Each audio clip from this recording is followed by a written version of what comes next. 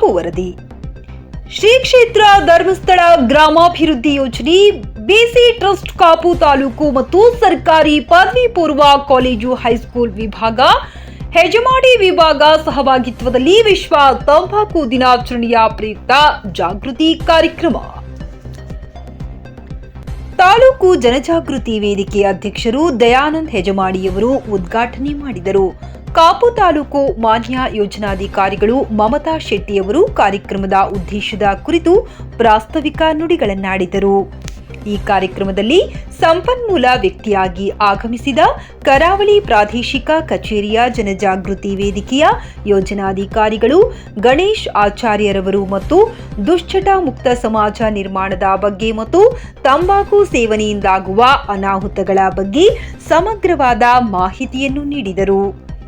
ಈ ಕಾರ್ಯಕ್ರಮದಲ್ಲಿ ತಾಲೂಕು ಜನಜಾಗೃತಿ ವೇದಿಕೆಯ ಸದಸ್ಯರು ಸುಧಾಕರ್ ಕರ್ಕೇರ, ಗ್ರಾಮ ಪಂಚಾಯತ್ ಉಪಾಧ್ಯಕ್ಷರು ಮೋಹನ, ಒಕ್ಕೂಟದ ಅಧ್ಯಕ್ಷರಾದ ಪವಿತ್ರ, ಗಿರೀಶ್, ಶಾಲಾ ಮುಖ್ಯೋಪಾಧ್ಯಾಯರು ಸಂಪಾವತಿ, ವಲಯದ ಮೇಲ್ವಿಚಾರಕರು ಪ್ರಭಾವತಿ ಮತ್ತು ಸೇವಾ ಪ್ರತಿನಿಧಿ ತಾರಾ, ಶಾಲೆಯ ಶಿಕ್ಷಕರು ಮತ್ತು ವಿದ್ಯಾರ್ಥಿಗಳು ಉಪಸ್ಥಿತರಿದ್ದರು. ಈ ತಾಲೂಕಿನ ಅಧ್ಯಕ್ಷರಾದಂತಹ ದಯಾನಂದ್ ಹೆಜಮಾಡಿ ಸರ್ ಅವರಿಗೆ, ಅದೇ ರೀತಿ ಈ ತಾಲೂಕಿನ ಯೋಜನಾಧಿಕಾರಿಗಳಾದಂತಹ ಶ್ರೀಮತಿ ಮಮತಾ ಮೇಡಮ್ ಅವರಿಗೆ, ಒಕ್ಕೂಟದ ಅಧ್ಯಕ್ಷರು ಪವಿತ್ರ ಮೇಡಮ್ ಅವರಿಗೆ, ಗ್ರಾಮ ಪಂಚಾಯತಿಗಳ ಉಪಾಧ್ಯಕ್ಷರಿದ್ದಾರೆ ಮತ್ತು ನಮ್ಮ ಕರ್ಕೇರ ಸರ್ ಇದ್ದಾರೆ, ಮೇಲ್ವಿಚಾರಕರು ಮತ್ತು ಎಲ್ಲ ಉಪನ್ಯಾಸಕರಿರ್ಬೋದು ಅಥವಾ ಶಿಕ್ಷಕರಿರ್ಬೋದು ಮತ್ತು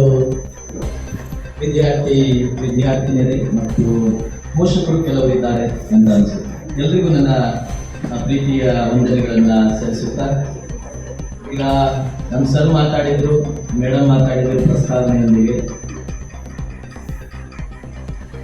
ವಿಶ್ವ ತಂಬಾಕು ವಿರೋಧಿ ದಿನಾಚರಣೆಯ ಪ್ರಯುಕ್ತ ಮಾದಕ ವಸ್ತುಗಳ ಬಗ್ಗೆ ಜಾಗೃತಿ ಕಾರ್ಯಕ್ರಮ ಅಂತ ಇವತ್ತಿನ ಕಾರ್ಯಕ್ರಮ. ನಿಮ್ಮೆಲ್ಲರ ಮನಸ್ಸಿಲ್ಲೇ ಇದೆಯಾ? ಜೋರಾಗಿ ಚಪ್ಪಾಳೆ ಹೊಡಿ. ನಾನೊಂದು 10 ನಿಮಿಷ ನಿಮ್ಮ ಮನಸ್ಸಿಗೆ ಇದೆಯೋ ಇಲ್ಲವೋ? ನಿಮ್ಮ ತುಟಿ ಕರೆಕ್ಟ್ ನೋಡಿದ್ರೆ ನೀವು ಎಷ್ಟು ಬೀಡಿ ಸೇದಿದ್ದೀರಿ, ಸಿಗರೆಟ್ ಸೇದಿದ್ದೀರಿ ಅಂತ ಹೇಳಿ ಬರುತ್ತೆ.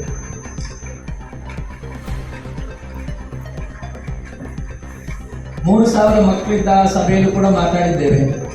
ಇಲ್ಲೊಂದು 100 ಮಕ್ಕಳಿದ್ದಾರೆ ಒಟ್ಟು ಜನ ಸೇರಿದ್ರೆ. ಹಿಂದ್ಗಡೆ ಯಾರು ಕೂಡ ನೀವು ಮಾತಾಡಬಾರ್ದು. ಲಾಸ್ಟ್